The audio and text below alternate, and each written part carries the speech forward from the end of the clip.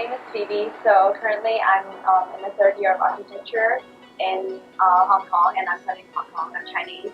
So next year is going to be my final year for architecture, and right now I'm in Singapore doing an architecture internship. Well, first of all, Singapore as a place is like amazing. The food, based on different like climates and geographical locations. So I find it like really interesting to intern abroad.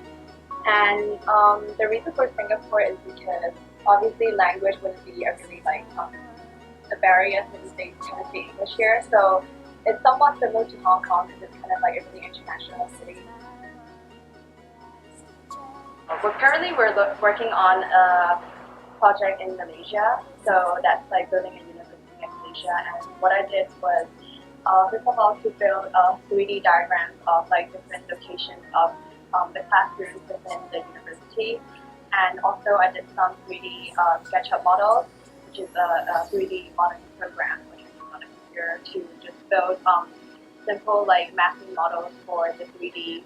And to try out different like styles. At the end of last week, I've been working on choosing furniture for the classrooms in the university.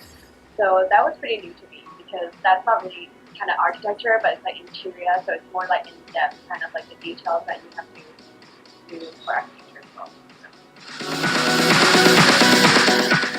I was actually lucky enough to go with one of my colleagues to Malaysia from Singapore, and that's actually only like a bus ride away. So that was really convenient. And I actually went on site at the University of Reading in Malaysia to kind of look at the like condition and also to choose out the furniture for like stuff. So I think that was a really interesting day. I think like not merely just interning in a different country. I think I learned about myself, not in terms of like the subject of architecture, but I feel like I actually learned about like how like the connections between people and between companies are really important.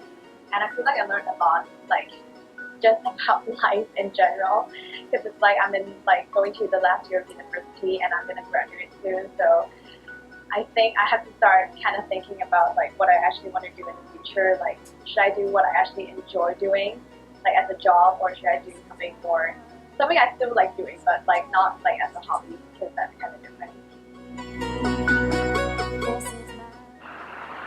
Definitely the people I've met so far, like my roommate and all my flatmates, and even like people who were here before me, like from the program before.